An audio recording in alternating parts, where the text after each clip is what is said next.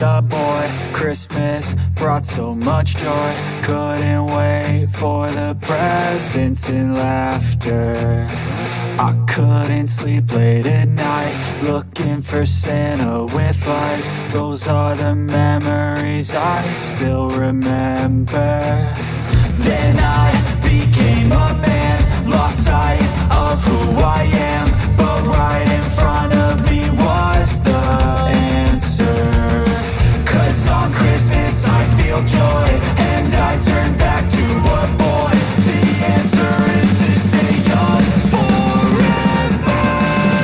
This is not a Christmas, this is not a Christmas song. This is not a Christmas, this is not a Christmas song. This is not a Christmas, this is not a Christmas song. This is not a Christmas, this is not a Christmas song.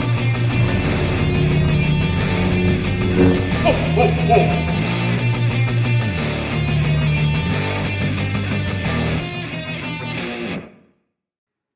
Hello, Star Wars fans. You know, there's 179 days until Christmas 2024. Oh, this week we're going to cover the news, and I've got two guests already lined up. There's my friend Jason Ward from MakingStarWars.net. Ho, ho. Oh, and Jason, if you were to guess who the second guest is, do you already know, or do you take a guess? Meg? Wrong. You want to take a second guess? Rob? Rob! There he is. Man, I wouldn't have came today if I knew. I would have stayed. Bigger disappointment than last night, huh, Jason? Wait, you my girlfriend? How did? Well, No. are you? Is that an invitation? Coming out to Burbank for Comic-Con next month, Jason. Just saying, It's we not can go to cheating golf if you're a Force ghost. That's what I. Look, goodness. Hey, that's how we got it. That's how we got half these series. You know? Well, that's how you get twins in that one show with no father. I mean, Force Ghost dad, right? I'm the guy who made the ghost, the Anakins and the twins. I'm the ghost. Yeah. Oh, your See, fault. really. This is about Ghost and I can't make the joke on Santa's show. I'll say that for ours. Sorry, Santa. I forgot where we're at. The only reference I was going to make is based off of, last night here in the United States, I don't even know what you call that thing they did last night. Insanity. The twilight of a republic. I don't know. But I'll tell you this. Having a strange woman lying in a pond, choosing your system of government has got to be better than what we have. That's all I'm saying. Everything's Gatlinburg with you, huh, Santa? Everything comes back to whatever goes on over there. Right, Monty Python. I know. I know. The jokes. It just you see what's going on, and you're like, oh my goodness. How did we get here? But I know it's a Star Wars show, so let's talk Star Wars. There's plenty to complain about. Don't worry. Oh yeah, absolutely. There's your poison. Talk about. Earlier in the week, there was news that, and our friend Bespin Bulletin shared that Orson Krennec is going to be in season 2 of. Here, let me put this up here. Let's see if we can make us bigger. Yeah, season 2 of Andor. I don't think this is surprising. I think it's if this series ends where Rogue One begins, which is what it's supposed to do, right? This season is supposed to lead us right to the opening of Rogue One. Then Orson Krennic naturally it's into the story. Well, I mean, I'm with you in the sense that since the day they announced it, I thought, oh, he'll probably be in it, like in some kind of beeline story about trying to get the job, being the science officers, whatever, right? All that kind of stuff. I kind of assumed that. At the same time, it's been so like Cyril Karn, and it's been kind of like our main bad guy kind of stuff. Where I was like, we might not get it because the mystery of it was about the Death Star, and we don't know. We never knew how close we were going to get to the mystery. And with it, so if the mystery was always at like arm's length until like the very last moment, we might not have needed Krennic. We might not have ever got him. So I'm happy that we are like getting him, because I'm with you. I assumed it, but it was also never a given. And I think that the other thing to say is, how much is he actually even in it? Because he might just be in like, oh, the Death Star is going good, and high fives Darth Vader. And he's like, I'm not going to choke you. We're best friends. And they shake hands. It'd be like a Palian. All right, Palian was in season 1, right? Yeah. It could be like that.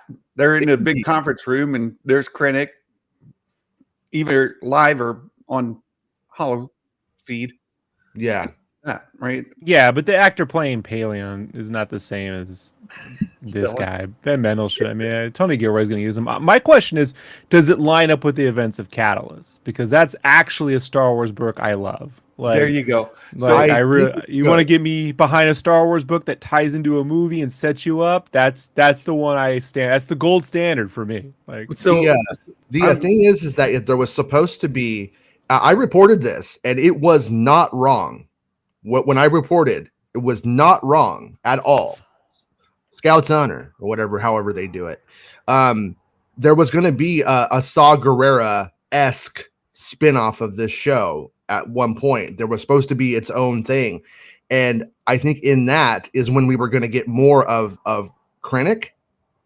I believed at the time that Krennic was likely, that Ben Mendelsohn was likely to be the antagonist of that show, where it was going to be a cat and mouse between them. I don't know exactly what happened, so I don't want to lie. I don't want to pretend that I know more than I do. My assumption is when the show went down from a 5-season show to a 3, then to a 2, that was one of the first things to fall off. I think that's logical. That's what happened.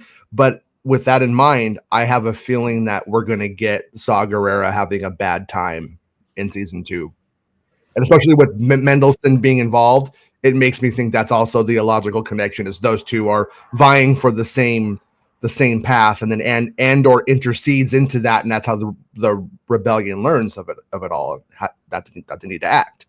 So yeah, so I'm anticipating a lot of Saw Gerrera and what's his name stuff, and I believe that novel, Rob, was generally like made in tandem with that whole production. So I think it should stick. And the fact that Gilroy even went as far as to honor where people end up in Rebels, like he cares enough about the Rebels thing. I think that to answer your question, I would assume probably there might be a little like thing here and there that like, oh, if we change this one sentence in the book in the next edition, we're good. I could see that kind of stuff happening, but I think overall it will be. I that's my prediction anyway. Well, also, one last thing. It always bothered me that it was called Catalyst, a Rogue One novel. It's like it should be the Rogue One prequel, because it's like people just don't know that the book ends right where the movie picks up. So like I had read it, right? Yeah. And listened to it, and then went into Rogue One opening weekend. Like I was like, oh damn, like it's on. And I gotta be the only guy in the theater, right? That was having that like moment. Yeah. Well, look, you're absolutely right, Rob. And I did not read this book for the longest time because of its title. Because of your 5th reread of Plagueis. Don't lie to us. Don't lie to us. No. And the courtship of Princess Leia, Jason. He has some Sith witches to it's romantic. Yeah. Because we know hardly anybody reads the books. People will say that they read the book, and there's all kinds of people that will claim that the Star Wars is ruined because this obscure book that nobody ever read is now contradicted. However, and I'm also not a huge reader, and it took me a long time to get into it. This is another time to emphasize, if you're here in the United States and you have access to a public library card, you can get them for free. Go down to your public library, preferably if you can make a trip into a bigger city. Like for me, I went down to Columbus, Ohio, and I got myself a library card. Took 15 minutes, right? The drive there was 4 times as long as getting the card. Got the card, come home, you sign up for the online resources, and you can listen to this book for free. Mhm. You say you're not a reader. Well, just listen to it. You can get it in audiobook format, and it's worth your time. I promise, absolutely promise it's worth your time. And you can. I was looking for the name of the app. I can't. Of the books of the last generation, it's definitely like in the top 3 of. You should probably, if you care about the films and you read some of the books, it's definitely should be like in your top 3. Probably this and Bloodline, and I'm not sure what I would put else. What else I'd put? Libby, well, like the opening. Hold on, the opening to The Last Jedi actually has a good opening. The book, the Luke chapter was interesting. So. We're waiting for Andor season 2, and a lot of people, if you go off of things, a lot of people are not fully in line with what's going on with the Acolyte. You can cut your losses. Nobody says you have to watch something you don't like. If you really like Rogue One and you enjoyed Andor season 1 to any degree, do yourself a huge favor. Listen to Catalyst. And I'll also say the other book, Rebel Rising, it's this one. Rebel Rising and Catalyst are 2 fantastic books that lead you into Rogue One. And the overlap here between Rebel Rising, I prefer Rebel Rising over Catalyst. I think it's a more compelling story for me. But I'm just saying, this is good stuff, right? So the other night, Santa, I left my girlfriend's house and I stopped at 7-Eleven and got a 99-cent Big Gulp because it's a nice price and I needed to hydrate. And so I was doing that and I was sitting there in the parking lot, like listening to music, and like I was like drinking my soda, getting ready to take my little drive home. And I watched a homeless man like walk up, like right in front of my car, and then pick his scab and eat it. So if you think that we have a choice in what we can watch and what we can't, you're wrong, because I couldn't take my eyes off it. And I didn't want to see it, Santa. I didn't want to, but I watched the whole thing. What Jason didn't tell you, Santa, is he was listening to This Is Not a Christmas. This is not. That's what he was listening to. Also, Rebel Rising, even a worse title than Catalyst. Man, they gotta stop using Rise in titles. They gotta stop. It's just must be. They haven't been able to get past it since Ain't It Cool News shoved The Empire Rises down all Rise of of our the throats. Planet of the Apes. We've not been able to get rid of this since. It's just The Dark Knight Rises, horrible title. I'm not going to argue. I'm not going to fight with you at all on that. Rise of Spock. Look, these 2 books, Rebel Rising and Catalyst. If you like Rogue One, you like Andor season 1, these would be absolutely fantastic reads or listens. If you prefer audiobook, you don't want to sit and read a book, you can listen to it on audio format. The presentation of it is great, and the story top notch. Do yourself. Can I also mention Catalyst, folks? If you're a fan of like the prequel era stuff, right? This actually was the first book I ever read that really bridged the O trilogy and all that stuff with the prequel era. Like it bridges all that together in a way that doesn't like contradict the tone of the original trilogy or the prequel trilogy. Like it actually handles it really, really well. And I don't think you're going to find a bigger critic of Star Wars novels than me. Like, really, I don't think you're going to. So, yeah. But it's got all the sound effects and music and stuff, too. So you're just listening to a great audio drama. If you James Luceno is, I think, the best Star Wars author that there is, personally. That's my... Did he do the Darth... The Shadows of the Sith? He did the Plagueis one. He's done most of the big ones. He did the Revenge of the Sith novel. Which I think has the best prose in any of the Star Wars novels of all time, easily. Mm-hmm. He topped it. I don't think he's topped himself with that one. Did he write the Game Boy game? Because I love the prose in the Game Boy game. Yeah, he was like, in my point of view, the Jedi are pixels. Or something like that. I think he wrote that. No, the Jedi are 16-bit and he's 32-bit. Right. Oh, my goodness. Yeah. So there you go. That's Andor Season 2. Ben Mendelsohn's Orson Krennic. And as we get closer to it, we'll get more information and we can talk about it more. But I think this is nothing but good news for Star Wars fans. and there's it seems like a sizable population of fans that really liked Rogue One, and as it ages, more people are saying positive things about Andor season 1, and hopefully that gets a little traction, and we get a great season 2, and people have something to celebrate. So I still got my fingers crossed. They just put it on, like, on the Hulu service, or they sell it to like lease it out to Netflix. That, I think that would be, if they leased it out to Netflix, I think it'd have a shot at catching on, like after season 2, and then they'd be like, we need to make more. We need to make something else. Like that. That's my hope. I don't think it'll happen, but it'd be cool. Very good. Very good. So the second bit of news on Bessie's site right here is that the Rey movie is not likely to start filming this year. And Yeah. there were a couple of takeaways from Justin's article. And really quickly, I everything he has in here, I was independently able to back up, and then I got one little baby thing to add to it at the end. That's just food for thought. Nice. Okay.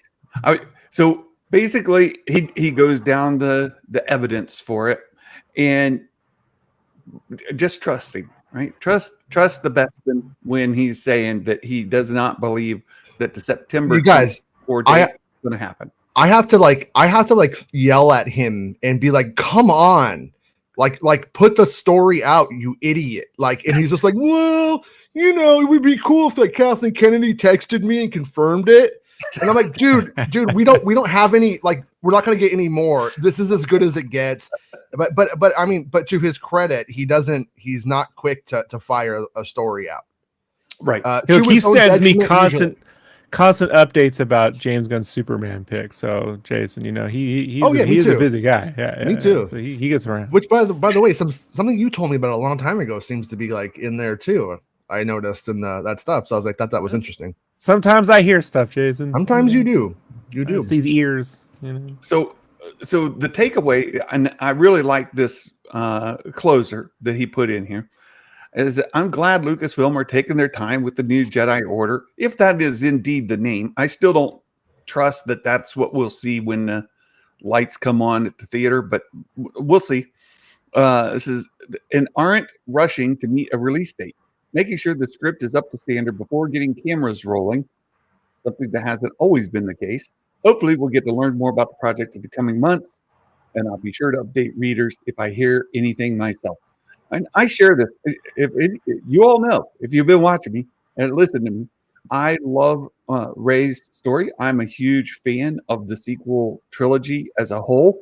There are parts of it I wish were different, or it could have been better for me personally, but overall, really enjoyed it. And I posted on Twitter the other day, this is my second most look forward to project coming up, movie. So what was in his article though? Like, what did he say in the article? What did Bespin say in the article? Yeah, I don't think we you conveyed what he actually said. Well, he said he doesn't believe the September date, right? So he starts off with the film being written by Stephen Knight, is set to be directed by Charmin Obaid-Chinoy. I mean, like his scoop though. I mean, obviously we know that stuff. I mean, like he said, he has like the bogus title. He doesn't believe it's coming out in September, or that it's going to be filming in September. And anything else? Well, we'll get there. Yeah, so I like. I don't want to say too much. I don't want to make sure I'm not going beyond the article. So there you go. Report in bogus title and a start date for filming in early September. He does not believe that to be the case. Yeah. Months ago, he asked and was told it's probably going to be no longer in 2024. And then September rumor made its way around. He went again and asked sources, and he texted Kathleen Kennedy, said, "Kathy, could you please let me know? Like, I've been waiting to tell people, and if you would text me back, that'd be great." And she heard it was a white male, and she untexted, she unsent it. Says the September start rumor might have been outdated information, probably is. And he goes on to talk about the GA SAG-AFTRA strike having an impact. And then No. he asked again a couple months ago about filming, and they want to make sure the script is right before moving forward and Okay. don't want to rush the process. Read the part down here. That this is not what I'm saying. Lucasfilm could be looking for a new writer simply to help Knight with the script, or even bringing somebody in to help polish the script. So that's what I wanted to make sure was in there. Yeah, and because on my end of things, I looked into this myself, and a fairly competent source of mine said that they didn't really think that Knight was going to be the final writer, and that even maybe not even the writer at this moment for it.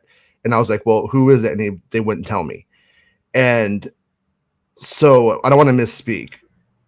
How this is going though is I said, so is Knight like off? Because remember there was that World of Real article that everybody went crazy about. That was 100% accurate. World of Real was not wrong in anything they put in that piece, even though the Twitter people acted like idiots. They were the Twitter people were wrong. World of Real was not. And Knight was frustrated and all that. So I was trying to figure out, like, is Knight gone? Well, one of my good sources, but only one. I only talked to one good source on this part. They think that Knight is going to be a producer, not in name only, on the movie, and maybe, I don't know if it's an executive producer or just a producer, but will be a part of the production, whichever way it goes, whether he's the final writer or not. So point being, to me, that says that it's not a like, oh, Knight, you let us down, get out of here. Or Knight's like, I'm taking my ball and going home. It doesn't seem like it's Peaky Blinders and leaving. Yeah, I'm closing the Peaky Blinders. You can't peek. Yeah. But so I think so. Point being is that I don't think it's like the sky is falling. But the takeaway from what I've heard and what he's heard, I think, is they are not in a rush. They're going to get to it when they get to it. But it's good. It's not canceled. I predict in about 3 months we'll start hearing about how it's canceled constantly. Once we get close to like September and it's not filming, they're all, that's because it's canceled. But Production Weekly, they just, I think they're just using Google Words or whatever you call it to get like stories on productions, and then that becomes they take all of the little pieces and then they make it into an article or to a listing, and it's right on most things. But with Star Wars, it's not, because there's so much just crap that goes around. Well, Jeff Snyder was on the hot mic yesterday, and he said coincidentally that he had been. It was just something that came up in between a conversation. It wasn't like the topic, but he was like, "Yeah, I'm here. I had heard he had heard that the Lindelof script was actually kind of amazing." Was the quote that he said. So my hope is that. When I told you when they announced a new director, I was like, yeah, when a director comes on board, they generally want, like, if they're going with filmmaker centric directing, they want some hand in the script, some kind of authorship. So my hope is that the bones of that story, if it was amazing, transferred over, and it wasn't just a page one, like rewrite, because they spent like 2 years developing all this stuff, and one would hope that this hasn't been like a series reboot. Like, I don't have a better word for it. Yeah. Well, another source of mine too, pretty recently told me that Charmin Obaid-Chinoy and Stephen Knight are tight. So there was another story that came out, and I don't have it ready here, but something to the effect that Charmin had met with George Lucas, talked to him about Star Wars and writing Star Wars and the themes of Star Wars. Did that with Dave Filoni, that she's consulting with, the people that she should be consulting with. The men. Say it, with the men, Santa. No, to make sure she gets it right. She wants to make sure that when they do it, they do it right. I don't know any, veracity of that. Did she meet with George Lucas? Did she, buy him a coffee and sit down and have a chat, or what? She bought him a Chinese buffet at the mall. Right. Exactly. Well, no. Usually though, if they're interesting, they do meet with George. And if George is interested, I think he's pretty much everybody they've picked has been interesting, and he's met with all of them. But there's no way that George is going to look at her documentary and go, "I don't want to talk to her." He probably was more interested in talking to her than most of the other filmmakers that have worked on Star Wars, to be honest. Yeah.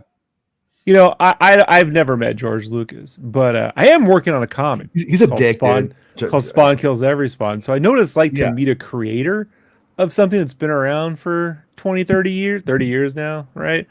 And like when you're having story conversations on something that is new with the creator of something that's at least 30 years old, like the kind of feedback you generally get is like what they just see the core centric thing is. They kind of look, oh, that's kind of cool what you're doing. They just kind of like, they tend to not give you too much advice so much as like to let you know what like it is to them in some way, like inspirationally, like the course. So if you're like, hey man, I love Star Wars, but I'm thinking we got to add like blood and guts, I think Lucas would go, well, I mean, we had blood in the first one, but we wiped it out. Like, I mean, he would be something like that. I don't think he'd be sitting down like giving story notes, He's all right, Charmaine, sit down, listen to the beard.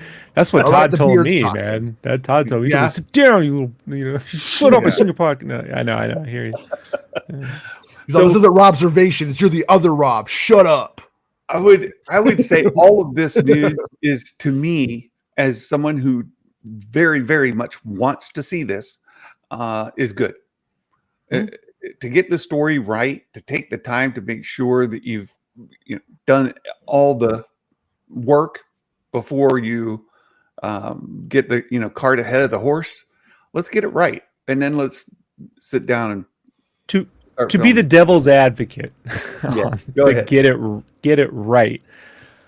When I hear we don't want to get it right, yeah, I really hear like, well, I want it to. I hear when the creator says that, I want it to be what I want it, like what we envision it to be, not what you're expecting it. Like I know so I can see people can read into that. It's almost like confirmation bias in some way, where they can like hear, oh, it's been wrong so far, that it's been skeptical, so now they know they're on that. That doesn't mean that at all. It means that when they came on the project, they had a particular take. I know when I came on to SpawnCon, I had a particular idea, and it was like finding someone to help maybe like get there, I could easily say in an interview, we just wanted to really get it right. But that doesn't mean anyone who hears about that idea in their head, whatever they envision it to be, means that we were trying to get it right for that. I just want to be careful, like that. It's a very cloudy statement to make, That's good. No, that's important too, because I don't think there's ever been a project that they spent millions of dollars on that they were like, let's not get it right. Let's just put something up. I think you didn't see Batman and Robin or Battlefield Earth. Like, they're like, I think toys.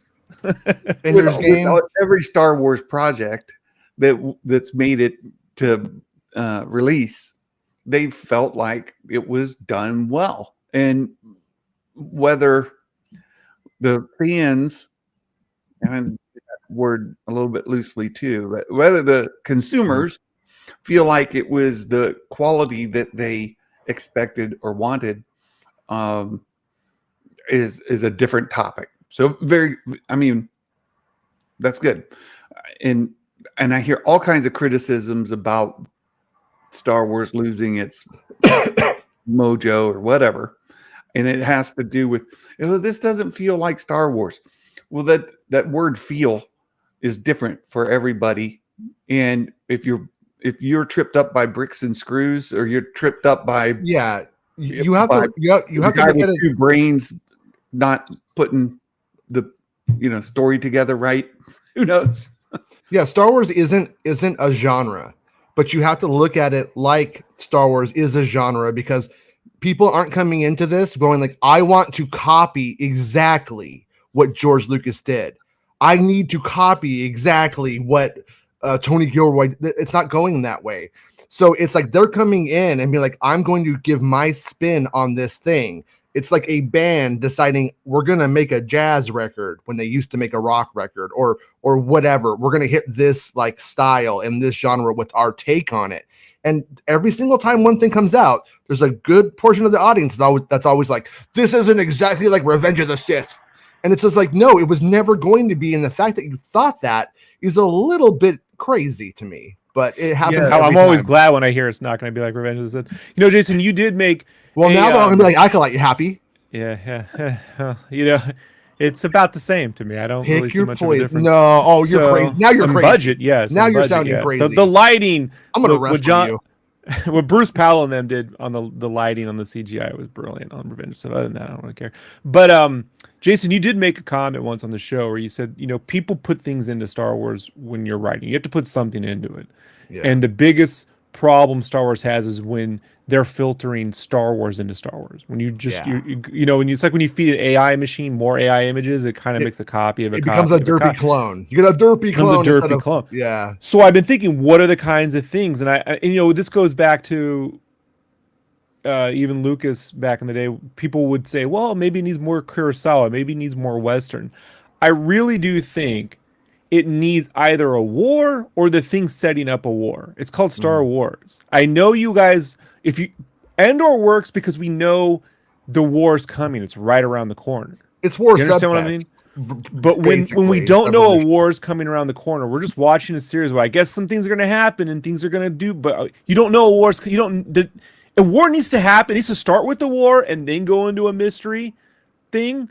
Or it needs to set something and then hit a war and then go in. Like it has to have. It's called Star Wars. I know you always constantly. You've heard people like on YouTube, the sane ones and the not so sane ones say, "Well, it can be anything. It needs a war. It needs to be in the backdrop of political, military, or dynastic something." Like, sorry, go ahead. Well, no question. Will there be spice creams? if spice creams work in Shogun, yes. If not, no. So can we boil someone alive? Like, you know, does it count if you go to Coruscant and you're an ex-Imperial and you're eating ice cream? If your name's Cereal and you're eating cereal, it works. Okay. That's how it works. Now I understand you. Now I'm on the same. So the other day, John Campia put a video about the 10 things to fix Star Wars. I mean, it's his opinions, right? Like the things he would like. But one of the points that he made was establish a universal threat. It goes similar to what Rob was just saying. Like there should be a war. There should be something that's a universal threat. And then you can set these different stories, whether it's the Empire. And then he suggested if you went after the sequel trilogy, you know, you set up, is it the Chiss? Is it the Yuzan Vong? Is it something else? But establish that universal threat, that the war. Yeah, but see, here's the problem with a blanket statement like that, Sam, is you had a universal threat in the sequel films called the First Order, but you kind of just stopped caring less and less as it went on. And by the third one, when Kylo isn't even really the bad guy, you're like, so are they really? Yeah, there's a threat. Those, I mean, remember Campia did say last summer that Kathleen Kennedy was going to be like removed from office, you know, after Indiana Jones. So like he has his opinions. Yeah, I think what I'm trying to take into consideration is, you know, the experience we have of having lived through the original trilogy, the special editions, which was its own thing. I think people forget, like that was a thing. Yeah. The lead up to the prequels, what that was like, living through the prequels, the aftermath of the prequels, the Clone War era, whatever, and then the lead up to the and like so you see all these things and just taking a scope back, like just a step back. When Star Wars seems to like be on its best foot is when you do know, like they can't just be, oh, Thrawn's out there doing something, because that's a universal threat. Oh, the Empire, technically there's a universal threat in Ahsoka. The Empire is out there. There's wishes, but that's not the same thing. You really need to open up with a bang, like the Star Destroyer, you know, like the I guess to some extent the Revenge of the Sith battle. You know, or you need to go from a mystery, like the Empire Strikes Back has a slow opening. I guess Return of the Jedi has a slow opening, you know, Phantom Menace. But then you need to hit these sequence-driven bits. It needs a sequence-driven bit. And that also gets me back to, in order to have a sequence-driven Star Wars story, you got to have a budget. I don't think there's a cheap way to make Star Wars. Unless it's an animation.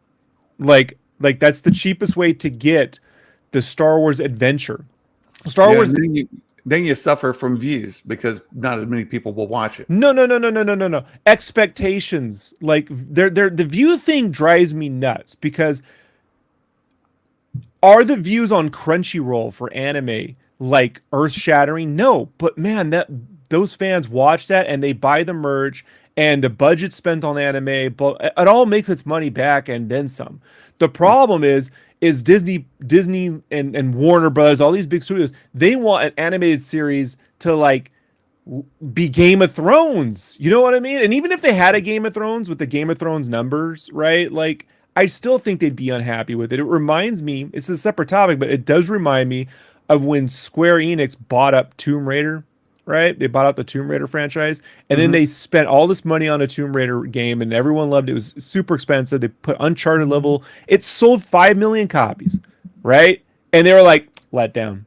Oh my, if 5 million copies is a letdown, you guys got to bring down the scope here, you know? Like, or quite frankly, just don't put out a 100-hour project, put out a 2-hour film, you know, put out a 10-hour game. So like, Acolyte, $160 million 2-hour movie makes a lot of sense. People would go, man, that's right on budget, right? Like $160 million TV series that, like, you know, that goes nowhere. You're like, what are you doing? Like, it's just so weird. Mileage varies. I'm trying to let you guys live, right? Trying to just let it go, but I'm thoroughly enjoying the Acolyte series. I'm happy with it, and I'm looking forward to seeing where it goes from here. So, and there are other people like me who are enjoying it. No, I'm looking forward. I want to see where it goes. I want to know what the mystery is. I can just objectively look at certain things and be like, this is not to the quality of the rest of the stuff. Yeah, and but I mean, in terms of the story, though, I'm in with you. You know. Now, Sid, I got a question. Do you prefer a New Beginning, New Jedi Order, or These Jedi Got Fly, right? Or do you like Gilfrey? Do you like, you know what I mean? Like, what do you have for the title with this whole New Jedi? You like New Jedi Order? You think no, I the don't. NJO? Actually, right? And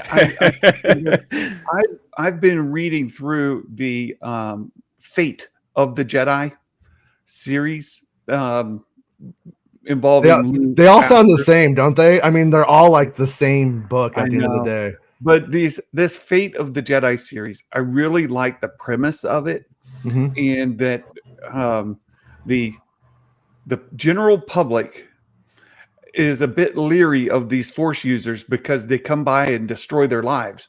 It's similar to the X-Men or other franchises with like superheroes have dealt with, where they destroy big portions of the planet, and then who's left to pick it up? Well, these super users, right? These powerful beings, the cause of all of our trouble. They, be it the Emperor or whoever, and then the fallout we have to absorb. In one of the things of the Fate of the Jedi is who holds these people accountable when they take care of things or they do whatever. I like the concept of that, and them being leery of Force users, like, oh, we don't know if we trust you guys. So what would I like it to be called? I'm not exactly sure, but I would really like to see it follow a similar premise, that the Jedi Order is, or the idea of Jedi is unpopular in the general public. Anyway. But see, Santa, that before the prequels came out, that's sort of what me and a group of friends, like, we sort of thought the Mandalorians were the ones that sort of kept Jedi in check. Like, there was like a triumvirate, right? Like, you had these space warriors that could deal with this stuff, you know, you had in the way that you know, how do colonial powers battle the Japanese, the samurai, you know, like there's just, and they should win because they have cannons and guns, but actually, so like, there's almost like a triangle of like of conflict of like a lover's quarrel, right? Like of like this faction fights this faction but can do this and constantly keep. If you got that circle working, you can story generate. I do think there is a serious problem, and you can't just keep coming up with rando Star Wars names and any of it ever make any sense. There's just too many books, too many things. Like with the series on TV, it's almost like, and I know no publisher wants to hear this, but whatever, you need like a central name for something for a period of time and just call it part 1 or volume 1, volume 2, like the Dark Times volume 1. Yeah, we're reading volume 2, we're reading volume 3, or volume 4. They would tell you no, and I know this because they've told me this, because fans don't buy part 4 or something. And then my response when I hear that from a publisher is to tell them, then you've never watched a Star Wars movie that starts off with something called episode 4, episode 5, and episode 6. Like they just No, I'm a purist. I was there in 77 and it didn't say that. They closed the door on you. I was there I'm kidding. As a seed, as a ghost. But that's the thing though, like these, and it's not just Lucasfilm, it's not just LA, it's not just this, but every industry has its own way of thinking, and they go, this is the only way it can be done. Oh, sequels don't sell, parts don't sell. I'm like, well then, like Harry Potter, each one has to have an individual name. You can't call it part 4, part 3, part whatever. I'm like, yeah, but they're only making 6 of them. You're making 1,000 of these things. You can't have 1,000 Harry Potter titles and know what part 24 to part 75 is going to sound that different. They're all going to eventually sound like AI generated titles, you know? I mean, if you go to some of the serials that are popular now, be it CSI, whatever, right? They all have different cities. Miami, you get season 1, season 2, season 3, season 4. It's still the same thing, right? But it's season 1, season 2, season 3. That goes with what you're saying. It's one brand, and if it's CSI Miami or CSI New York or CSI Las Vegas or CSI LA or Hawaii or wherever else they come up with, there's a tie-in, at least what to come in sort of expecting. And then like Catalyst, a Rogue One novel. How do I know where that fits, man? Like that sounds just like some generic, may as well be called Star Wars Babysitter Club. You know what I mean? Like a Rogue One novel. You're like, okay, man. Like I don't know. The publishing's a lost cause. There's no point even putting brain power to it. It's been on a trajectory of just stupid, and the people who run it are stupid, so it's going to stay stupid until something changes massively. We're not there yet. I've enjoyed the High Republic series for the most part. But I agree with you. I think publishing, just as we're moving forward, it's harder and harder, and that's why I just to get sales. It's just not getting the traction that one day that it used to get. And I think a lot of that has to do with just our society as a whole kind of changing the way we consume media. Well, even by the end of the EU, they were selling hundreds of thousands, less than hundreds of thousands. They were the numbers for the actual EU that people act like is this sacred, successful thing that cannot be touched was like barely worth even publishing at the end of its thing there. And then it had a big infusion with The Force Awakens and calling it canon. Yeah. And then now here we are. So it's just Fitz talks about the Chronicles of Narnia as being well written. But the stories are good. I've never made it through all of them because of this machete order of them. Like it's all like I can never get it like in release order, or should I go chronological order? And the story jumps around. And see, if it's called volume 1, 2, or 3, you'd know which way to read it. You know, a big rumor came out. I think it was yesterday, about the Ahsoka season 2 recasting. Maybe it was Wednesday. They're recasting Baylan Skull, and they're going to introduce Abaloth. And no. Meg covered this really well in her video today. The recasting of Baylan Skull, I think that part of it is credible and rings true. On that part right there, we've known for some time that they were doing that they were moving forward with the decision.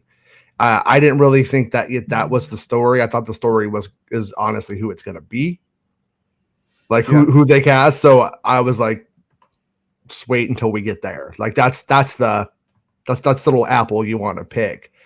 But this whole introducing Abaloth or whatever that thing is called, that only got sideways looked from this side of things. So it makes me wonder if who put this one out? Daniel RPK? This is MSN. No, but I mean, who's the source? Oh, yeah, Daniel RPK. Daniel RPK. Yeah, it's So, Daniel Richter. I don't talk to him, but in my opinion, a lot of his stuff comes from casting grids. Yeah, and so they might be casting for a new main witch in Ahsoka season 2, or something of and they might just put that on the casting thing to not give the name away. It might be something that simple. Do you think it might even be more generic than that? That it could be just like male, 57 years old, female. Well, no, it's a mother. Yeah, it's like no. I don't think so. I think on Baylan they're actually like looking for the actual an actual replacement. And I think what's weird about this one is it sounds like they're looking in the UK. They're not filming in the UK. My point was just like on the casting sheet, how generic could it be? Like, that it's for Star Wars or whatever. Lucasfilm's looking to cast this, and then are they just? Well, it could be, but it's not, because we know that it's happening, so we know it's not. I mean, that's the takeaway. I would say. Yeah, but why would they just pick Abaloth out of the sky then? That's the part that I everybody's side-eyeing. Sources are like, I don't think so. That stuff generally doesn't end up on casting grids. Abaloth, it's like a description of a person or a phenotype. You know what I mean?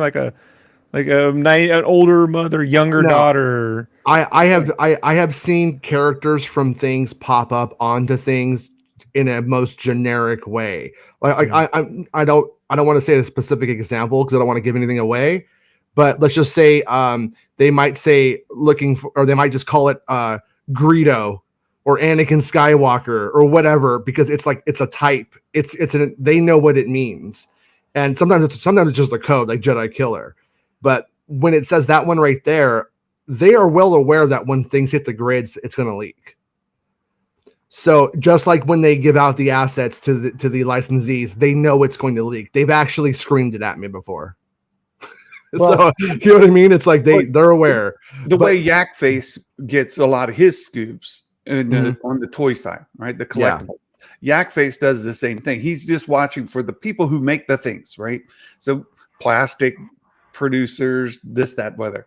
And he'll see where, they've ordered something under this code name and it has these colors to it, or it has these attributes to it. And then he's able to figure out, well, that sounds a lot like Boba Fett, whatever, right? So then he'll be able to start to say, okay, we got a vintage collection Boba Fett coming along. And there'll be like 5 different things. He does it just by watching, right? They know the assets, they know what when these orders go out, they can just watch it. Same thing's happening here from what I'm hearing you say, right? Like casting sheets go out, people are watching for it. They land, they put the pieces together, and they're able to then deduce certain things. And that's what I'm wondering is like, is this more generic? And they're able to say, this male role sounds exactly like Baylan. They're looking for Baylan. The casting sheet doesn't say, for Baylan's skull. Right? But here's the whole thing. Here's why it just doesn't matter. Because we heard that this was going on, and then Daniel RPK just comes out and says it. And when we heard it, we know it's on. And so he comes out and says it. So it's not a coincidence. So I don't think he's just guessing. I think also, on this one, but because they are casting for Stevenson's role, like they know exactly like exactly what it needs to fit. There's no like, hey, it's open to interpretation. If he was an African American guy with gravitas, yeah, let's send him. No, you can't do that in this one probably because it's very much already a defined character. They want to keep it as consistent as possible. So I think that it's more obvious on that one. But two things on that, Jason. One, the character didn't die at the end of last season, so we know that character lives. Two, they already casted for this guy. They did all this. So they're not going to do open casting for Baylan Skoll. They're going to go to someone that they already knew. Their second or third they are seeing people for Baylan Skoll. Open, like as if they've never looked at anyone before. That's what I'm telling you. That is the weirdest thing. That never happens, dude. They are looking at even at British people, which is where it's weird. You think maybe it's because they want someone to really impersonate or to look as much like? Because generally what they do, man, is look, Wolverine was cast as Doug Ray Scott. All right. He's the villain in Mission Impossible 2. When he had to go back and do reshoots on Mission Impossible 2, they went back to their second pick, which was Hugh Jackman. Now, Hugh Jackman and Doug Ray Scott don't look nothing alike. They're similar, but you're not putting the two in the movie and confusing. So I guess in that case, they must really be trying to find someone that you like. What's a good example? It's like Keira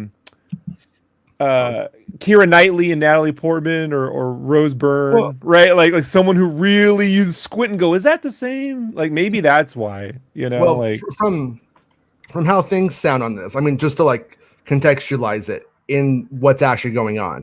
You have Ray Stevenson come in. He plays a role. It's very important. It was very memorable, ultimately very small. It's not the hugest Star Wars role we've seen, and he makes a pretty good impression, does a great job. Then the man dies. We have to bring in a new guy, right, to take over that role. This person who takes over the role is probably going to play him 5 or 6 times, unlike Ray Stevenson, who only got to play. So I don't think it's all about conforming to the first performance exactly, but it is just about making those things sit together. But whoever that person is has to be able to go forward on several projects moving forward and make that. But they didn't cast Ray Steve. I'm agreeing with you. That's obviously what they're doing. What's weird to me, is that they already did. They have a bucket of people that you know what I mean. Like they have auditioned for this role because they obviously a binder of women. Is that what? I mean, I did not. Look. Felonius has told me to not bring that up on the live stream, so we're not going to do that. Okay. Sorry. if you follow, and I try to keep him off this channel. You may get that reference. It goes back to the. It's a Santa shop. I'm not trying to bring him on, but yeah, they have a binder full of Baylans, right? Like, and it's just weird that they don't already kind of know. Here's why it's weird to me. Other than just protocol, like directors know what they want, and Filoni, like, he seems like a guy who maybe doesn't know what he wants sometimes, man, like wishy-washy. So it's like, well, we'll go back, we'll figure it out. It's just like, I don't know. Like, I feel better when someone's like, no, man, this is where we're going. We know that. I mean, I don't think he did any casting with Rosario Dawson. I think he knew exactly, what they were doing. Right. And Rosario passed away. I don't think they're doing an open call. I think they have like at least 2 or 3 people that they in their mindset. So it is odd to me, Yeah, I agree with you. And I'm sorry, Jason, but I think I'm just on a different page than you, and I'm trying to like level out here, right? So I think the Baylan one is easy to connect the dots. You see this, and you like these other pieces. Like that's clearly recasting Baylan Skoll. Right? Yeah, but in that casting sheet, how does somebody get from? It says Ray Stevenson. Like, it's all there.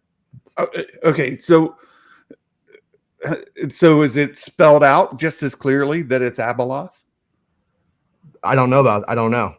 That's where I don't know if the Abaloth one is a big jump, because I know it's like a queen mother kind of character. That's which makes me think it's like a witch, and I think that the Abaloth thing is a jump, maybe a fan assumption. I don't know. I mean, you'd have to ask Daniel RPK, and I don't talk to him, but to me it sounds like a jump. And when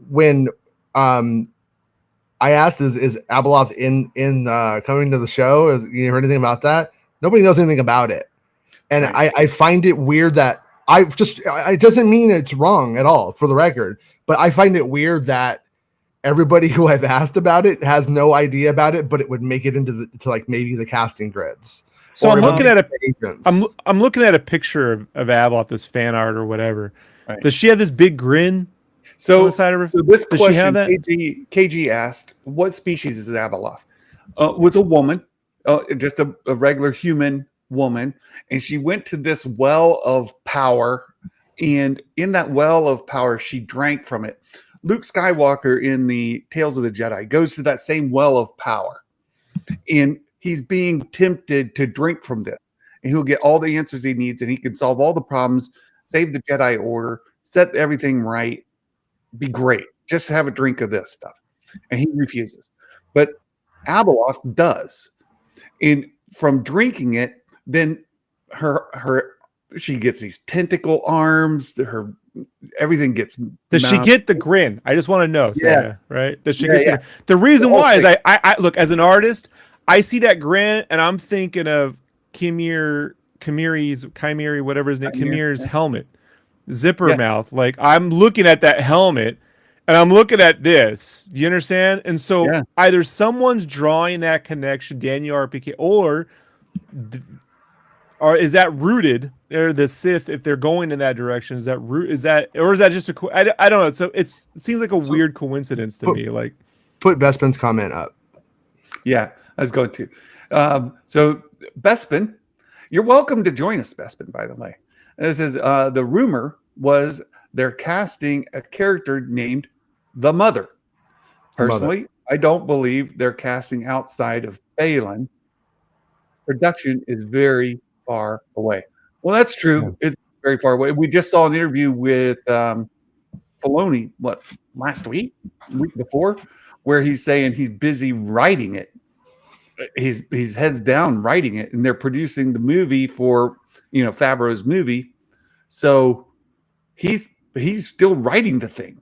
Well, so writing it, they're far away from casting. And well, yeah, and then also though too that there's stories coming before and before Ahsoka. There's gonna be like they're gonna make a film, and who knows if they tease anything in the film. Who knows if there's a moment? Who knows if there's a post-credit scene and they need the new Baylan cast for the post-credits? I mean, I'm not saying that's going to happen, but just things to keep in mind that maybe there is an incentive to fill that role today for some unknown reason at this point. all I know is I don't like to speculate. You know me, I don't do that. I'm not a speculator. Yeah, I go where I pay attention to what they do. But I'm telling you right now, when I saw that grin on that chick, everyone's like, "Oh, the Sith dude and acolyte is a Knight of Ren." I'm like, it's probably an acolyte of the Mother, or that's a Mother helmet, because if you think about them saying, like in the interviews at Celebration and stuff, the people in charge of this is a female-centric show. What if the villain himself is wearing a helmet that is based off a darker, female mother-centric character? And I don't think anyone's thought of that or brought it up. But I mean, I don't know. Like, I'm just saying, guys. Like, if that image is to be believed, then that's a good point. That one. A good point. Bespin says, remember, if the person or outlet is not covered by Jason or I, then that's how much stock you should put in it. It's true. Like, if somebody else gets the exclusive, Bespin has no problem going and say, "Hey, I believe this story," or "Here's the story and why I don't believe it." He'll cover it. If there's no veracity to it, right? There's nothing to really put any foundation on, he won't cover it. And so if you're not seeing it covered by Jason or Bespin, then my just general reading of Daniel RPK is he has real stuff sometimes, and sometimes his stuff is all over the place. And it's not even close. Like there's there's a Knights of the Old Republic movie happening for the 10th time and stuff like that, and it's not. But not just Star Wars. I mean, the guy's been quoting Marvel stuff for 10 years now. And most of it never pans out. Like I've been following him since the old days of Twitter and everything else. So it's like, you know, you see like Planet Hulk is being blah blah blah blah. And you're like, that's not a thing, you know. So Okay. it does, you know, he's not. He's 50-50. I put him in that category. Yeah, and that's where when he says something, I think it's worth going, but it's not worth going, oh no, they ruined Star Wars, or yay, they're doing it, because you just be cool, and thing. But I believe that the Baylan part of the story is accurate. So to his credit, this is the one where I believe he's on that. Yeah, I believe that part too. And the Abaloth. So I heard this Abaloth rumor. I think Josh Lucas of Den of Nerds came up with it out of his own noggin, or somebody kind of fed him a seed that got him to think about it. And I was like, I don't know this Abaloth chick. Never heard of her before. Let me go check it out. So I started, looking into it. I go to Wikipedia and I read about it. I'm like, okay, what's that about? And I see on the Wikipedia references at the bottom, like 90% of them come from this Fate of the Jedi. So I'm like, okay, I'm going to read that. I'm going to learn about this lady. So that's what I'm doing. And you can find it over on Patreon where we're covering it. They tricked you. Tricked you into reading it. Yeah, they're not very good. I'm trying to figure it out. And so sorry. Part of that is I'm not seeing the connection yet. Right? Maybe I'm not far enough along in the books. But I do know there is a connection to the Mortis gods. It's in some part. That's where fans are drawing the connection to the character. They're like, oh, because the daughter brought back Ahsoka. Ahsoka has this connection, and then they think that Baylan's quest or whatever he's on about is related to that stuff. And it's like, yeah, maybe, but also not for sure at all. So I think it's a waste of time to read any book for insight into anything that's coming into a live action show, because it's just not going to translate, Well, I'm enjoying the books. Okay, so good. Like as long as you're having fun, then it's good. Yeah. If your thing is only about like, oh, what's this going to give me insight into the live action stuff? It's not. That's my point. No, we lost Jason. He'll be back. Lucasfilm got him. Lucasfilm got him. Or Del Rey. They were like, tell us not to read the books. While we wait for him to come back, real quick, there's the Haslab Vintage Collection Mos Eisley Cantina. This project has 10 and a half days to go, and we're at 6,200 backers, almost 6,200, almost out of the target of 8,000. Quite confident it will hit the 8,000, and from there, then there are all kind of unlocks that are available if it goes above 8,000. I just don't know how far it'll go. Let me get down here to the unlocks. You get the twins. You get the twins. You get the twins. You get the bartender. You get all that. Tier 1. If they get 11,000, you get a new Greedo. We'll see if that happens.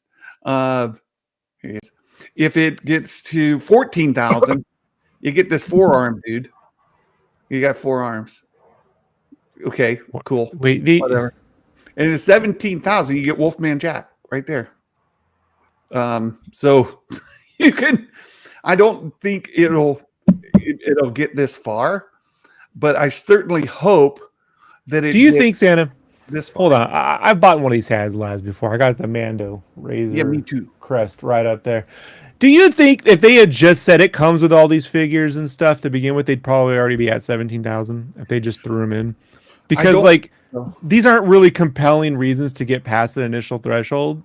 But if it was already bundled in, it's like the candy bar thing at school, when they make the kids sell candy bars. Right. They're hoping that me and Santa go and get it and want it to get to 17,000, so we get that 4-armed idiot, and then we talk you into it.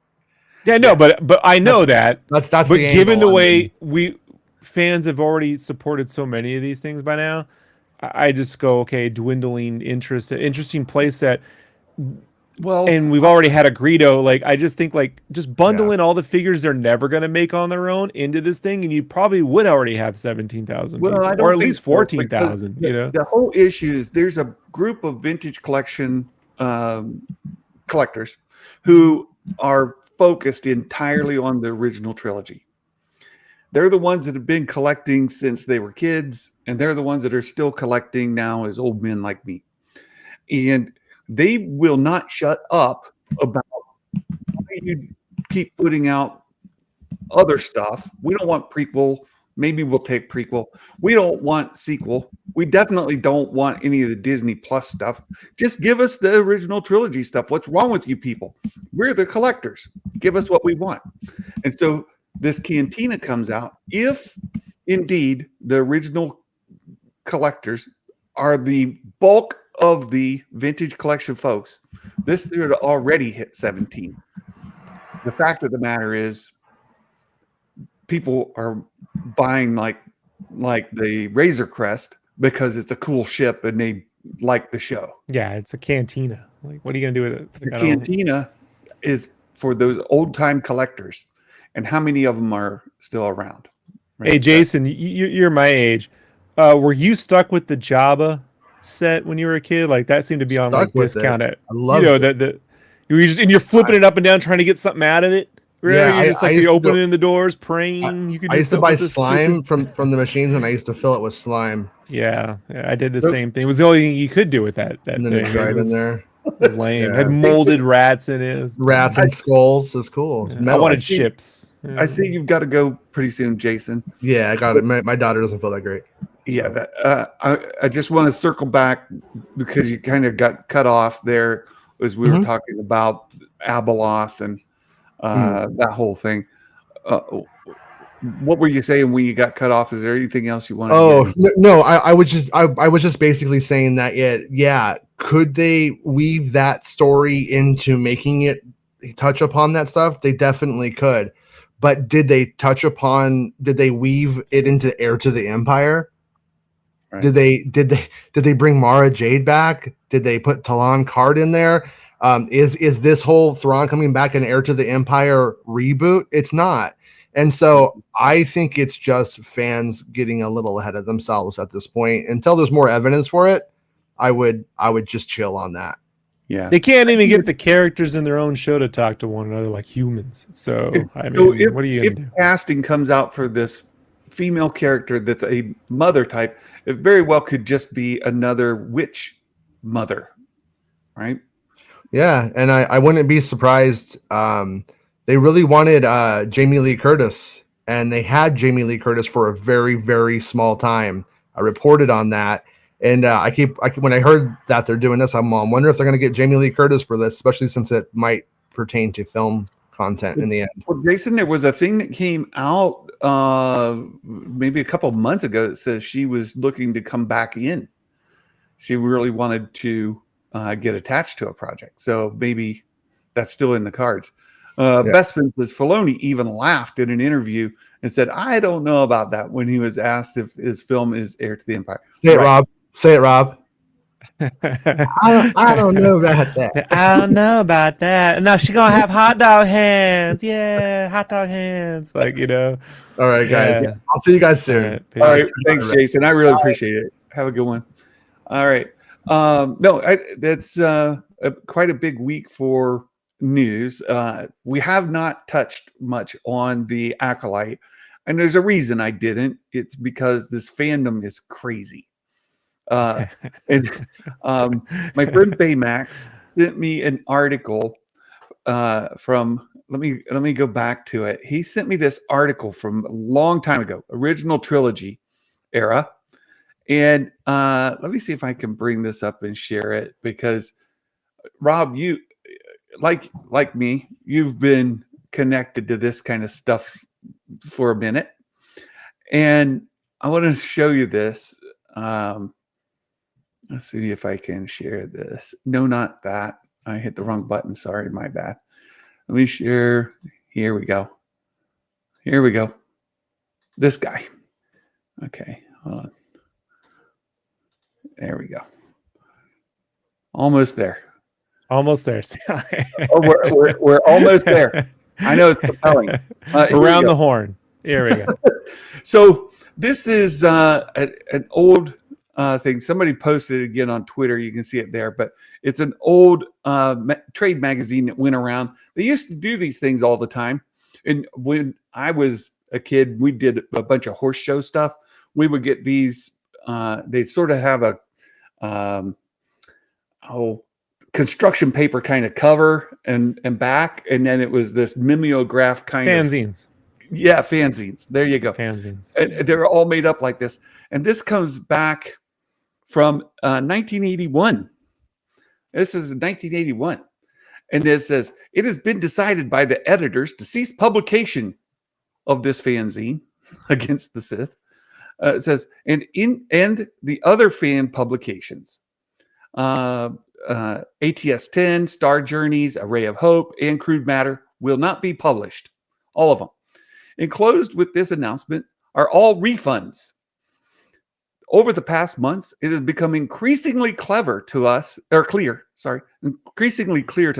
that we cannot continue publishing a fanzine for a movie in which we find so little to recommend. Which movie would this be? This is Empire Strikes Back, right? Yeah. We could find so little to recommend. We still stand by everything we felt in our first letter to the fandom, but would word it differently now. Since then, we thought we could fool ourselves, try hard to accept the film, and to put out 2 more issues. But we realized we were not having much fun. Not only has this film fractured individual fans' emotions, fandom is fractured. I just saw a video today that says Acolyte fractured the fandom. Oh, did it? Yeah. Well, the fandom was just fine before the Acolyte, and the Acolyte come out and it fractured the fandom. Okay, so let's read on, shall we?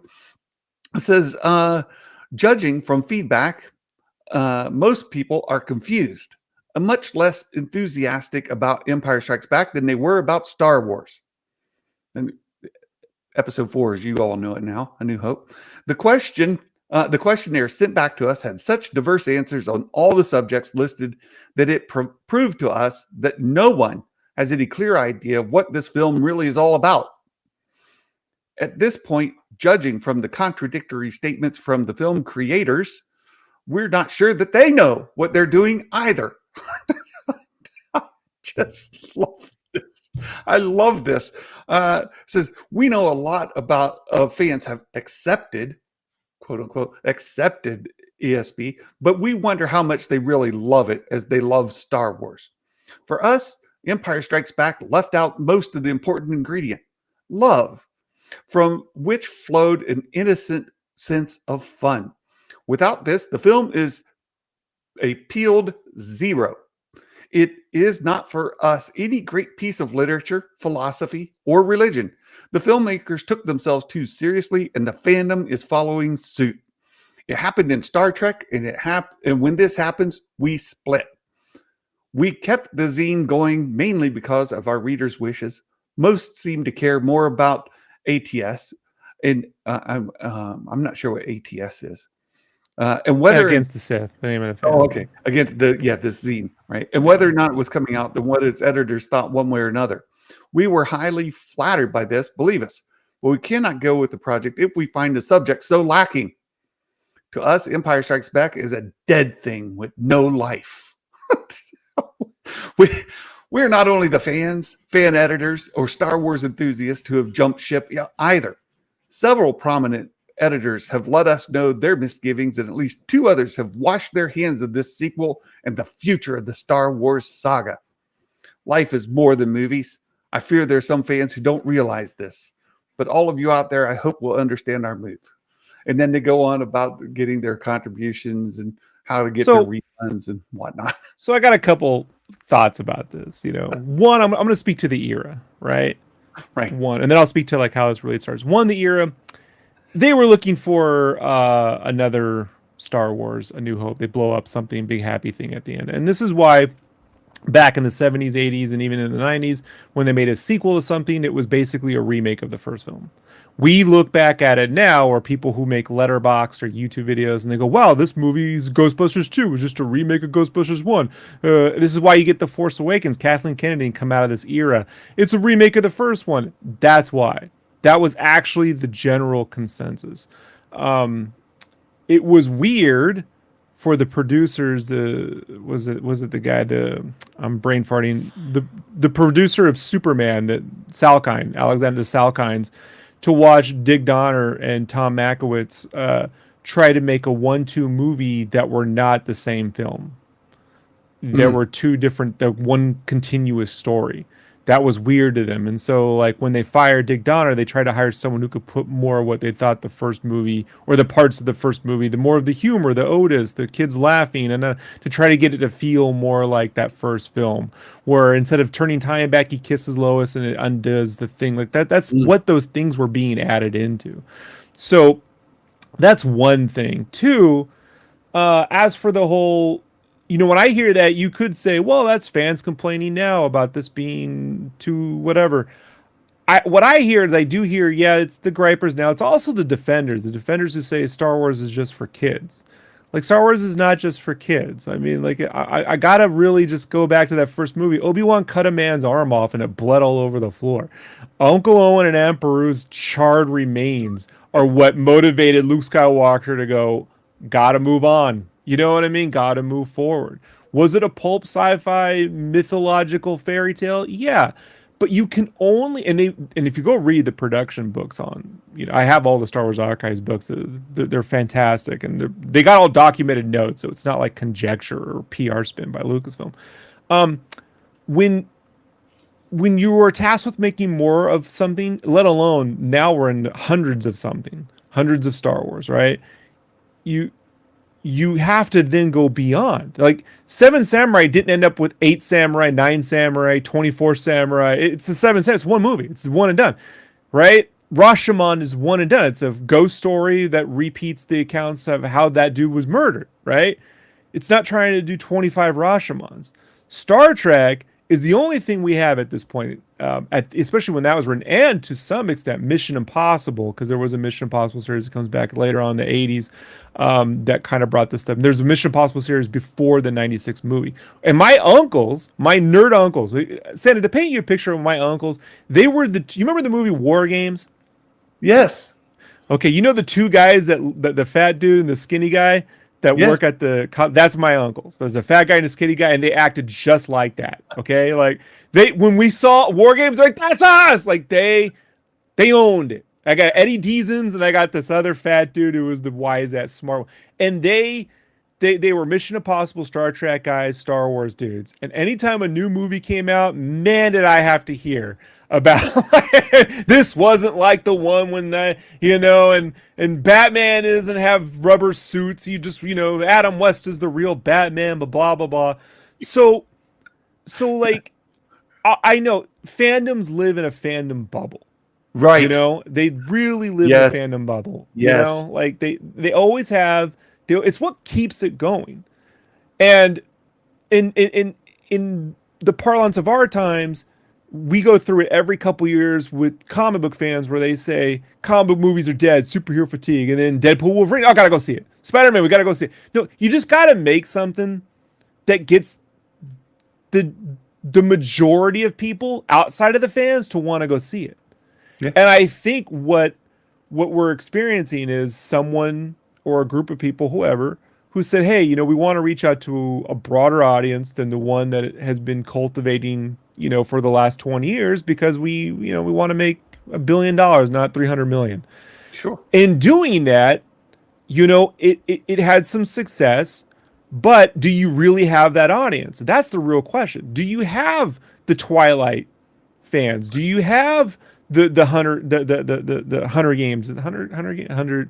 You know what I mean? The Hunger Games. Sorry, I know Battle Royale, so I'm like, I know the real thing that thing's based off. So whatever. But do you really have those people? Because I think at the end of the day, the majority of Star Wars fans who are going to buy everything, sadly, are like hyper fixated dudes. Like that's the majority of the fans. And if there's something that's breathtakingly different or piques a female out, they're going to go see it. They will. And the way that my wife will see anything Ryan Reynolds is in. I mean, I've seen Free Guy. I've seen them all, man. You know what I mean? I'm like, I don't like all these movies, but she got her friends and her girlfriends to go see Deadpool. They ain't seen no superhero things. You know what I mean? Like, so they may get a one-off, but when you're like, hey, we're making it just for the Hunger Games, or we're making it for the Wrinkle in Time crowd, okay, but like then that's it. Then that's what it's for. You gotta like own it, you know? Well, I think we should contextualize this, right? We read this letter. It's hilarious, right? Right. Looking back in time, you're like, these guys couldn't see what they couldn't see. And now when you ask the vast majority of Star Wars fans what's their favorite movie of the franchise, there's a large majority who will say Empire Strikes Back. And this fanzine was like, we quit. Now, after the fact, did they come back around? Are they still, quitters? Are they checked out forever? Or were they brought back in once it matured with them and they were able to see the conclusion of the story? And I think this is circular, argument. Yeah. So, cyclical. Okay. Same difference.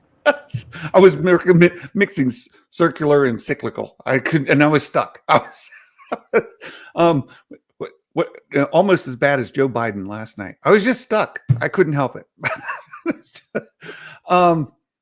But I think we see it again. Look, here's another one from the 1977 reviews of Star Wars. I know this goes on and on. It goes on and on. Right? But the way I try to train like art, I've been an art director. I've been in art department, physical art department, just working from home. Okay, and when you got new artisan, what I try to do, and what I was taught, and I just think it's the best way to work, is you can't look at something like this. You get handed a property, like we'll get handed Smokey and the Bandit, we'll get handed Blues Brothers, or we'll get handed something you've never even heard, Rubik's Cube, something you're just like, I don't know what to do with. You can't look at something and go, I don't like it. It's not for, this isn't for this. You have to look at what it's trying to achieve, right? If you're gonna be, oh, we lost Rob. We gotta see if Rob makes it back. Okay. Hold on. Hello? It just cut me out. Yeah. That's just Streamlabs or whatever.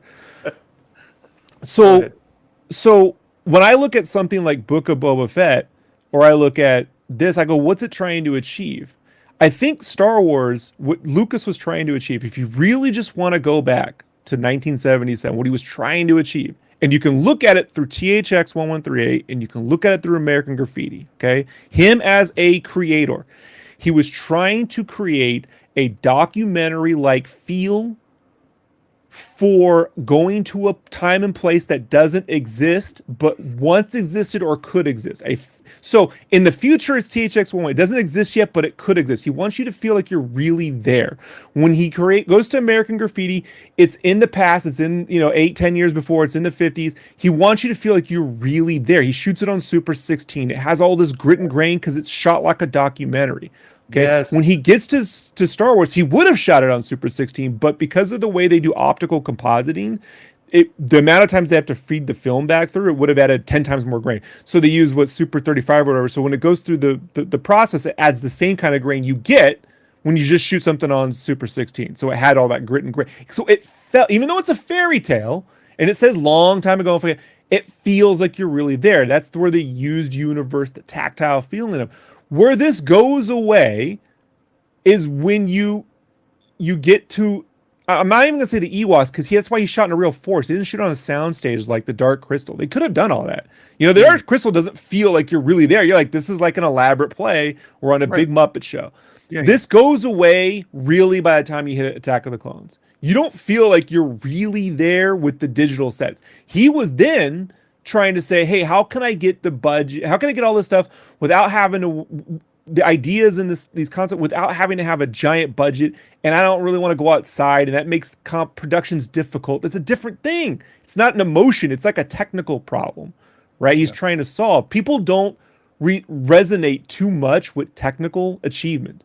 For a bit, they'll be like, oh, 3D, oh, volume, that's interesting. And then it wears off. Yeah. So I just feel if you want to get, regardless of whether you have space witches, if you have 8-year-old kids driving pod racers, I don't care. It needs to feel like you're really there, that it really exists, that it's tangible. That's the difference between Star Wars and Star Trek and anything else. Is we felt like Star Wars existed. And when it feels like it's like on a Hallmark thing or it's like at a theme park, you know, like the illusion's broken. The magic trick is over. You know? Right. Or That's it. you know, yeah, or Doctor Who or whatever, right? Like Yeah, or Doctor Who or whatever. You know, yeah. that's the difference. Star Wars felt real. And the way that when Game of Thrones works at its best, you felt, or Lord of the Rings, like the first films, you feel like you really were somewhere, you know, versus the Hobbit films where you're like, oh no, man, it's Harry Potter. Right down to your Starbucks mug right there on the table when you're drinking. Yeah. No, this is from Friends. Central Perk. No, you mentioned Lord of the I mean I know you mean Game of Thrones, yeah. But that's a problem though, right? That's a problem. That's super real. There's the Starbucks cup under your chair. Yeah. Right. And so that's where, you know, when people are it's just a problem, you know, right. and I don't know, the best Star Wars is in front of us, the worst Star Wars is in front of us. Why? Because you keep making more of it, you're going to have your highs and lows. I think what everyone's trying to do is find a common ground. And so, like, I've been saying for a while now, they really should, you know, find someone who can run a production on time and can get a feeling across. To me, if I had my way about it, I would put Christopher McQuarrie and Tom Cruise's crew in charge, because I do think Top Gun Maverick is the most Star Wars movie made since, like, true Star Wars. It literally has a trench run at the end. Yeah. You know, like, they know how to do physical production. They know how to move around the world. They know how to do visual effects. They know how to deal all the digital tricks. They know how to give high adventure, you know, but I know people don't agree with me, but I do think, like, it just needs some crew that understands that Star Wars is a cinematic experience that feels like you were really there and you were transported to a galaxy far, far away, and not just a serial of the week. Sorry. Yeah, so you mentioned the Top Gun thing, and I've heard that same analogy, but the problem is that can they pull off the galaxy far away? Because Top Gun is set here, and it's a but they did. Yeah, but Cruise and them have done a lot. They've done, you know, Edge of Tomorrow. They've done Oblivion. They've done the Mission Impossible films. They've done a variety of stuff. They even did Reacher. And whether those were financially giant hits, I'm talking about they know how to make decisions and they know how to adjust on the fly. And right now, Lucasfilm as a studio does not know really how to make decisions. They go on look, it's like this new Jedi Order thing. They spent 2 years building a writer's room with Lindelof and his whole crew, developing a script, going down a path that they thought was great, and then all of a sudden go, oh, well, we're not doing Old Rey. You didn't think? Then why did you spend 2 years going down that path? That makes no sense. You should know from the beginning, right? Like, yeah, there's a couple of things that they seem to be learning as we go. And if you go back to Solo, they let that get way too far before they intervened and said, no, you can't do that. And then it seems to be the same sort of thing that happened with this Lindelof thing. But now, presumably, in interviews, Filoni has said he's brought in at the beginning. And like he was brought in a lot of times before, later on, like towards the end. And what they're doing now is he's coming in at the very beginning and having the discussions with the creators, like getting the concepts and all that. All due respect to Mr. Dave Filoni, he's only released one theatrical Star Wars film, and it wasn't great. And I had friends that were friends of his at the premiere on lot watching it who were embarrassed for him and the whole crew. And I get what it was, but that's what was released, and that's what was sold. And no offense to Dave Filoni, he came at a different Lucas than the one I'm talking about. I'm talking about the one from the 70s. I'm not talking about the one who went through all the divorces and the prequels and settled on making serialized television for Cartoon Network, you know? The problem is that guy isn't doing Star Wars anymore, right? That guy is gone. And correct. But you need filmmakers, but they're not picking filmmakers. They're picking creatives they're interested in working with that could see their studio vision. And even when they do grab a filmmaker like, say, Mangold, you know, you get this Indiana Jones film that ain't Indiana. I don't know what you say to that. Like, it features a character named Indiana Jones. It's so weird to me. It's consistent across. I know you do, but across the board, it's not going to age well, and it's a weird studio film. It's just weird. It's weird. It's weird in the same way that Batman v Superman is a weird movie. It's a weird movie. It's a weird sequel to make, and then it goes down this path of, oh, now they made a Justice League with the weird CGI face on Henry Cavill. Why? Because the studio is heavily involved, and so there's always a balance between studio and creatives.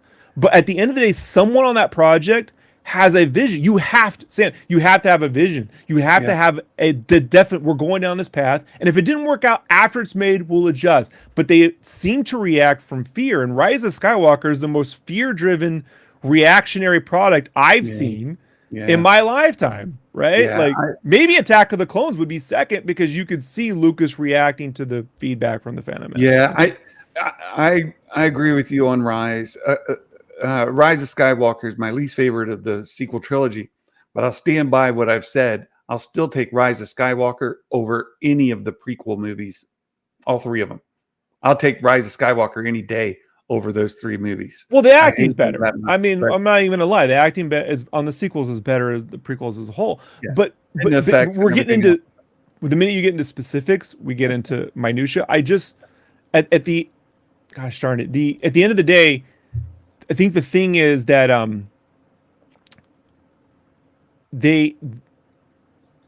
they're in a really weird position that if they keep making these if they keep creating fandoms that they get on board, we're making this for you, and this is a different, like, we're going for this crowd or this crowd or this crowd, and then they sort of abandon those because they didn't work out, and then they go for this one, and then they abandon that and they go for this one. Then you're creating these pockets of people from all sides who resent you because they're like, I didn't get more of the thing I liked. Why did I invest 8 episodes in The Acolyte and these characters? Like, I don't mind you killing characters, but you can't kill all the new characters in 4 episodes because then you never get to grow with them.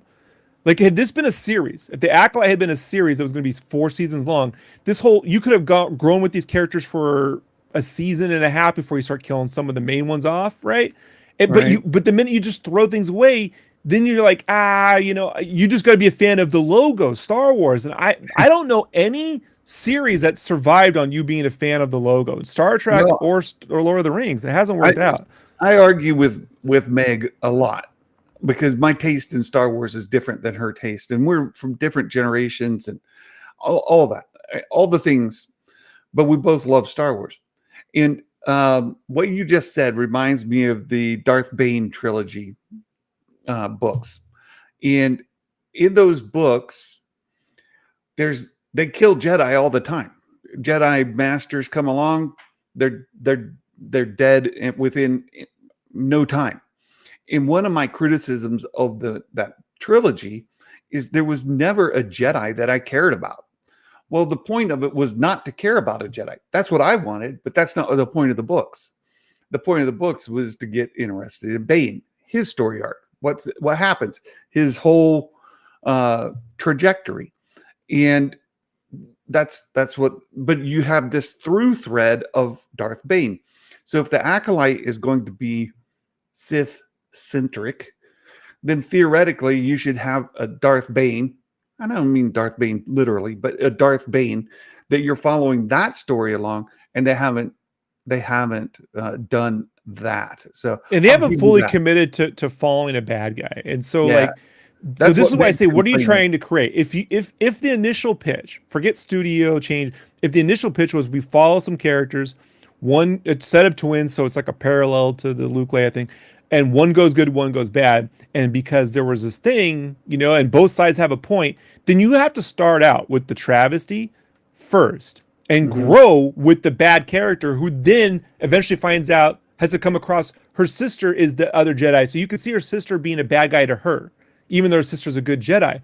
But it doesn't follow these characters through in a linear way that lets you grow with them and agree with them. And because there's always in visual storytelling, you want a form of transference where you, the audience, become the main character. And you start going, would I do this? Would I do that?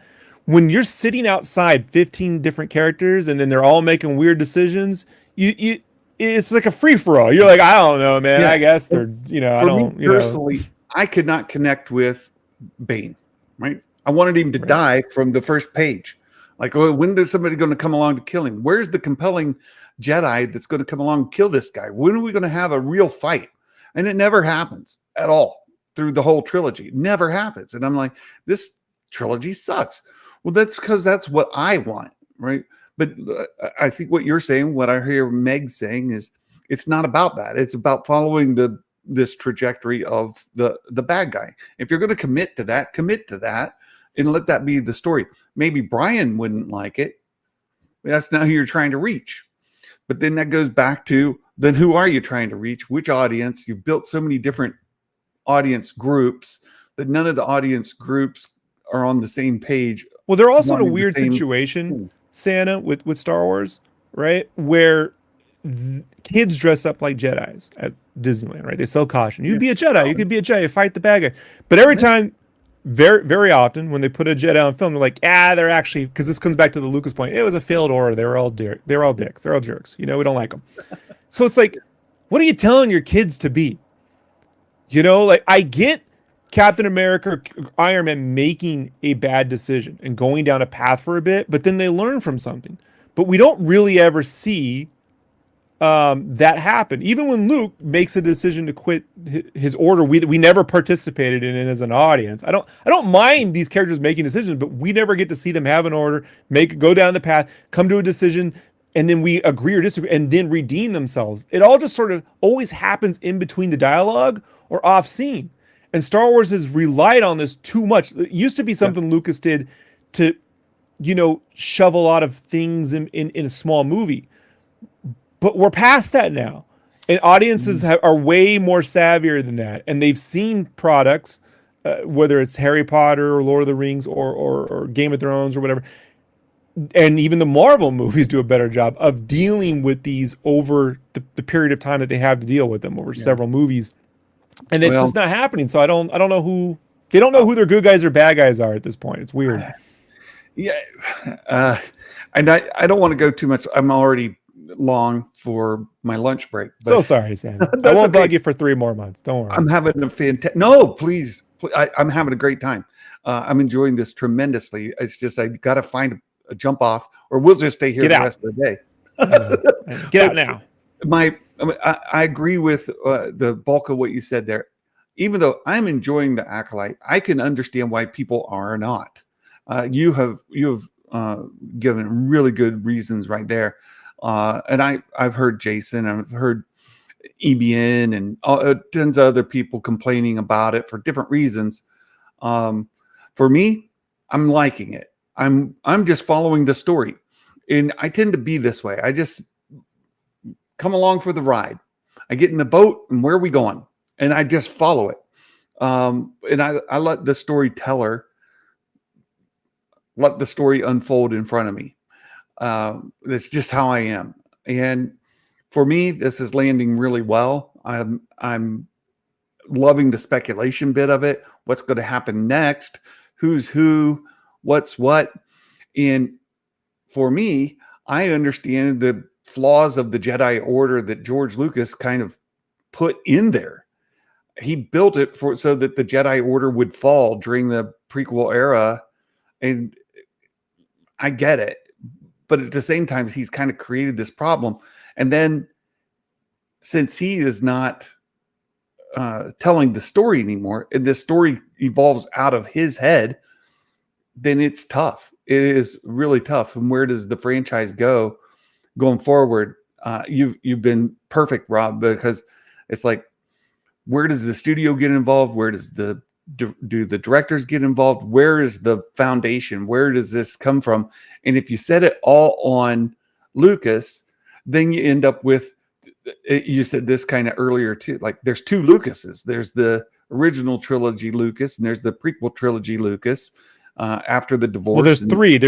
There's before the divorce, really, and there's after the divorce, and then there's after the prequel, after the Phantom Menace. Because after the Phantom Menace, Lucas makes very consistent decisions that the pre-Phantom Menace Lucas did not make. Yeah. And so, look, if you were like the OT purists, as Kay said, you got OT purists, strictly prequel lovers, and ones that love just the animation legends. and the whole thing, right? Et cetera, et cetera. She's right. And the issue we have is that none of us are looking for the exact same thing. And how do you find that common thread? I think Mandalorian season 1 captured it a bit. But even that has begun. I'll tell you the best way forward, and we'll go. The best way forward is, if you're going to make TV, hire the best TV people to make the TV. Because if you're going to make a movie, hire the best movie people. The problem is they don't know if they're making American Graffiti or Happy Days. They're trying to make something in between, Santa. Something that is kind of like a movie, but it's stretched out to a TV thing, and TV operates differently. It's character-centric. It needs the time. It needs a story repetition, a little engine, a little plot engine that keeps it going, and then you sprinkle it in with little story arcs. But they're trying to create these pocket mini-movies, and I've said this on Jason's show, similar to like V. Remember the V movies? When the V came out, it was like, oh, wow, V. This is like a movie, but a TV series. And then they couldn't do it again. You know what I mean? It got worse and worse as it went on. I find out that it had no ending to V, and V the Final Battle got really bad, and it went nowhere. It doesn't work. Make a TV series that's going to go 3-4 seasons, and hire TV people who've showrun, written, and done that, and put that together, or make 1-hour mini movies on Disney Plus, or make a theatrical film and put the movie people, because they know those genres exist that way for a reason.